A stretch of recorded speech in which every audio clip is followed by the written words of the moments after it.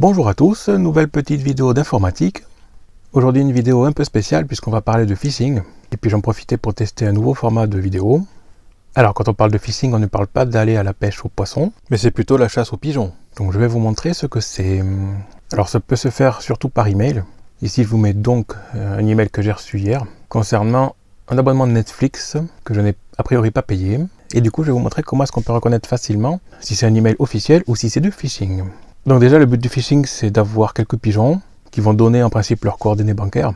Mais en principe ce sont des pages internet qui sont fausses pour pouvoir avoir les informations de paiement.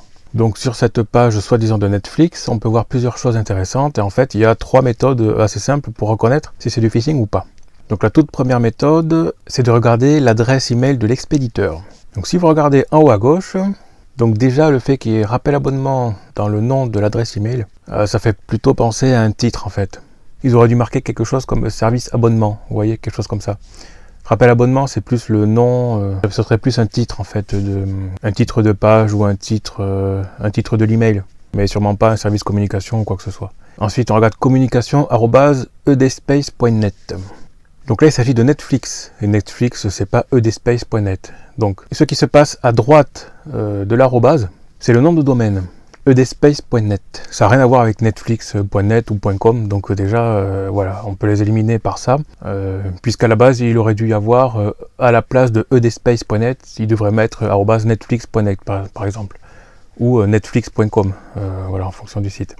Si vous ne savez pas, il faut ouvrir une page internet. Donc voilà, quand on a marqué Netflix, ici on a le nom de domaine qui s'affiche, on peut voir que c'est netflix.com, et donc ça n'a rien à voir avec ed.net, machin chose, voilà. Donc ça, ce serait le vrai site qui confirme que l'adresse du nom de domaine est fausse. Donc là, dans ce cas-là, c'était facile, puisqu'il suffit de lire l'adresse de l'expéditeur, et puis on sait direct que c'est pas le bon nom de domaine. Donc c'est pas la peine d'aller plus loin, hein, c'est du phishing. Alors maintenant, je vais vous montrer quand même une seconde façon pour retrouver en fait les emails frauduleux, hein, le phishing dans ce cas-là. Ce sont les liens qui sont cachés dans le message. Donc si vous regardez la page, bon, comme ça, le texte est à peu près correct, on va dire. Ça c'est plutôt pour la troisième façon en fait de retrouver le problème du parasite par le phishing, hein. Voilà, c'est le texte, c'est pas écrit en bon français. Là dans ce cas là c'est plutôt le lien. Alors si on pointe le curseur sans appuyer, attention, on pointe sur s'identifier. Vous regardez en bas à gauche de la page de l'email, donc l'HTTPS ça veut dire que c'est une connexion sécurisée, mais en fait ça c'est pas important dans ce cas là. Par contre, ce qui est important, c'est que le lien du site vers lequel nous envoie le bouton s'identifier, si on clique, en fait, c'est ce qui est affiché en bas à gauche. Donc c'est melouya-grt.com. Donc ça aussi, ça n'a rien à voir ni avec le premier lien qu'on a vu, edspace.net. Donc ça, c'était le premier nom de domaine qui est aussi faux. Ça n'a rien à voir non plus avec netflix.com qu'on a vu tout à l'heure avec la recherche Google. C'est encore une troisième chose. Donc voilà, c'est encore un lien qui est faux. En principe, si on clique dessus, on va avoir une page qui va s'afficher qui ressemble à la page Netflix d'origine, qui va vous demander les coordonnées bancaires, donc vous allez payer un service fantôme en fait, puisque voilà, la fraude va être là. Mais je ne vais pas cliquer dessus, parce qu'en fait, dans ce cas-là, il n'y a pas de tracing, mais dans d'autres cas, il y en a, et je vais tenter de vous montrer ça en fait dans un autre email, frauduleux, vu que j'en ai plusieurs. Donc voilà, là déjà, ça fait 2 astuces en fait pour que vous puissiez voir que c'est un faux site, et je vais tenter de vous montrer l'autre dans un autre email. Alors ici, j'ai un autre email frauduleux. Celui-ci par contre était identifié comme spam. Donc il est parti direct dans le courrier indésirable. Ça c'est la messagerie qui l'a traité comme ça. Mais ils ne sont pas forcément tous traités comme ça. Donc en fait c'est à vous de faire le tri dans ce que vous recevez. Donc ici on retrouve les 3 astuces pour identifier un email qui est frauduleux, hein, donc pour du phishing dans ce cas-là. Le tout premier c'est comme tout à l'heure l'adresse email de l'expéditeur, @appspot.com. Je sais pas ce que c'est une merde sûrement. Donc c'est pas la peine de continuer plus loin, hein, quand vous avez ça. Ça n'a rien à voir avec Orange, puisque là en fait c'est censé représenter Orange, mais bon, c'est une connerie. Deuxième chose, ici vous avez normalement des liens à prendre encore plus, vous commencez dès maintenant. Ça je pense que normalement ce sont des liens cliquables, mais en fait il n'y a pas de lien derrière, donc c'est une connerie, pareil. Le lien en fait il est au milieu. Profiter de 50 €, c'est super, on est content, on gagne 50 €. Et quand on pointe le lien, donc encore une fois on met le curseur dessus, mais on ne clique pas dessus, attention. On regarde l'adresse de destination, dresnay.page.link ib87, donc ça c'est une connerie aussi, hein, ça devrait être orange quelque chose, orange.com par exemple. Donc ici on a clairement encore du phishing qui correspond même pas, comme tout à l'heure, à l'appspot.com, là, la première des solutions que je vous montrais tout à l'heure. Et on a aussi là du coup la troisième petite particularité des phishing, qui sont pas toujours vrais. Des fois, il y a quand même, il y en a certains qui traitent quand même leur texte. Mais en principe, il y a aussi des erreurs dans le texte. Donc, félicitations, cher Orange Client. Orange Client, en fait, ça c'est inversé, c'est en anglais, normalement, puisqu'en anglais, on prononce à l'envers. Donc, en fait, on peut dire que c'est un dérivé de l'anglais qui veut rien dire, parce que Orange Client, donc voilà, en français, clairement, ça veut rien dire. Même si on comprend ce qu'ils veulent dire, c'est pas français. C'est donc du coup la troisième solution pour trouver le phishing, c'est qu'en principe, c'est pas bien écrit en français. Vous pouvez avoir les bons mots, mais pas dans le bon ordre, ou pas bien conjugué, ou quelque chose comme ça, voilà, ça en principe, c'est voilà, c'est aussi du phishing. Un peu comme les brouteurs, pareil, qui jouent sur les sentiments, voilà, pour extorquer de l'argent aux gens. Et là, il y a un quatrième point très important, en bas, pour arrêter cela. Allez ici ou écrivez A. Pour arrêter cela, ça veut rien dire en français, c'est pas ça. En français, on dit pour se désabonner. Donc pour arrêter cela, c'est une connerie, c'est une mauvaise traduction, pareil. Donc ça fait partie aussi du troisième point, hein, c'est un mauvais français voilà, qui a écrit. Si on regarde le lien, alors là c'est pareil, c'est encore un autre lien ici, un autre domaine, unsubdown.com, unsubscribe, Edengard, machin. Donc le problème de ce lien, c'est que si vous cliquez là, en fait, il y a peu de chances que vous soyez vraiment désinscrit parce que eux, la RGPD et tout ça, ils s'en foutent. C'est en fait la régulation des données, tout ce qui est arnaque de ce genre-là, en fait, les gens, ils s'en foutent complètement. Donc voilà. Par contre, le problème, c'est si vous cliquez ici en pensant que vous allez vous désabonner, c'est une grosse connerie. Parce que ce que vous allez faire, c'est valider que vous avez bien reçu leur email. Et surtout, vous allez valider que vous lisez leurs emails. Donc, en gros, sur Internet, il se vend les bases de données. Et dans certaines bases de données, il y a les emails de plein de personnes, vous et moi. Hein. Et donc ça se vend parce que ce sont des clients et en fait plutôt des pigeons potentiels. Donc quand vous allez cliquer, vous allez valider que votre adresse email est bonne, que vous lisez les emails qui sont frauduleux, forcément, parce que c'en est un. Et qu'en plus vous cliquez un peu à droite à gauche, voilà. Donc ça, c'est vraiment une grosse connerie. Il faut surtout pas essayer de vous désabonner de ce genre de choses-là, parce qu'en fait, vous allez vous attirer encore plus d'emails pourris. Donc voilà, ne cliquez pas dessus, voilà, ça c'est poubelle direct. Donc ici j'ai un joli email de Darty pour gagner un iPhone 13, oh, c'est super, je suis content. Donc là c'est pareil, si on regarde l'adresse de l'expéditeur, HubSpot c'est comme tout à l'heure, c'est le même domaine. Il n'y a que le nom du gars qui change, mais en fait ce sont des adresses qui sont créées à la volée, donc même si vous répondez à ça, je pense qu'il n'y aura personne au bout du fil.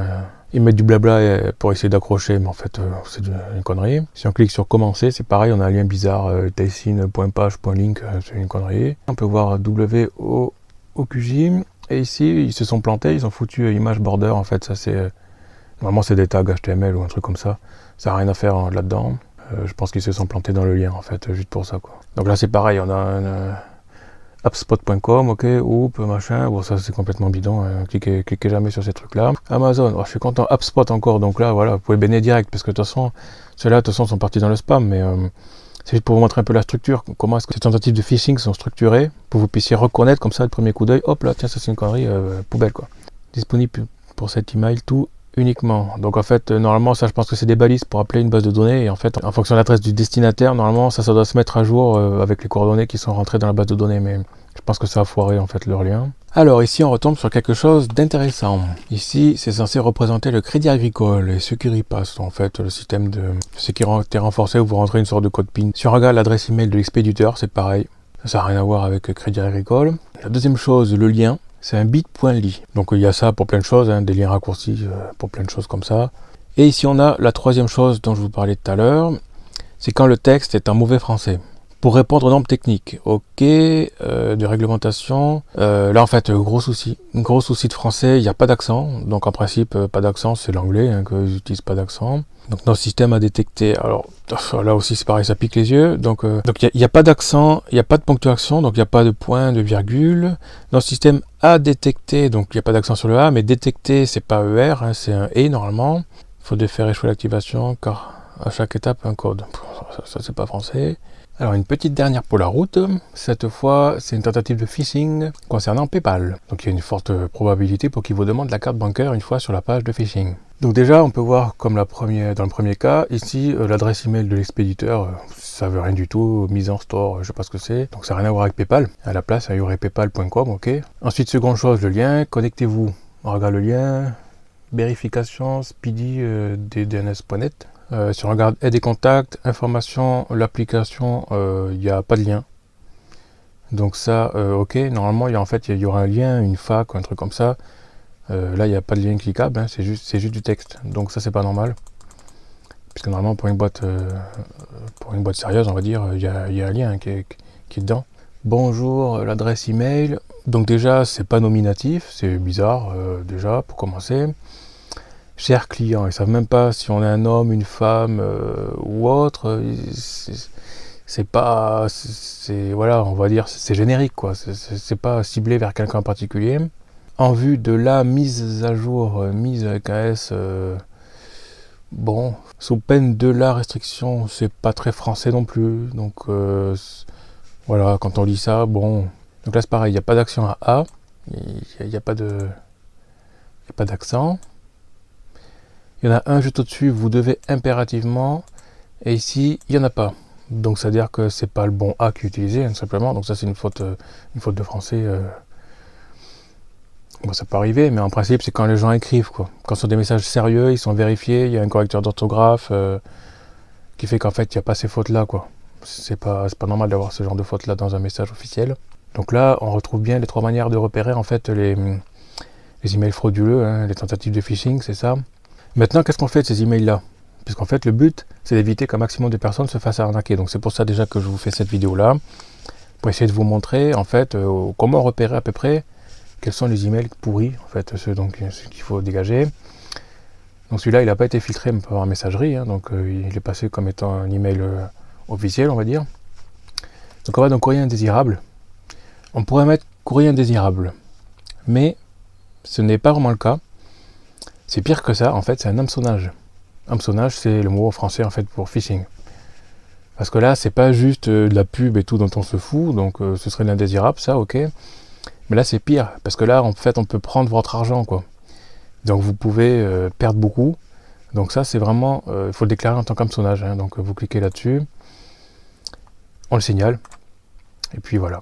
Alors là, c'était des manipulations sur le PC, donc c'est assez simple à faire. Sur le téléphone portable, c'est pas pareil, puisqu'on n'a pas de curseur qu'on déplace. Donc je vais vous montrer comment on fait. Donc là, je suis sur le téléphone. Ici, on voit pas l'adresse email de l'expéditeur. Elle est cachée en fait sous ce qui est marqué SD. Donc on clique dessus. Et là, par contre, on voit le contact, support@misenstore.com. Donc là, on a l'adresse de l'expéditeur. Maintenant, on revient dans l'email. On fait glisser vers en bas, histoire d'avoir le lien connectez-vous. Mais au lieu de faire un clic rapide, on va faire un clic maintenu, c'est-à-dire que vous appuyez et laissez le doigt dessus. Ça va faire afficher ce menu-là. Et surtout, vous voyez en haut le lien qui est caché, qui s'appelle donc connectez-vous, et puis le lien vers la page verificationsspeedy.ddns.net.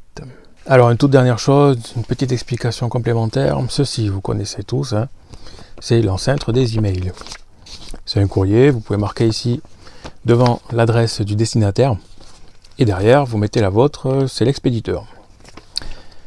Et donc le destinataire, ok, il recevra votre courrier.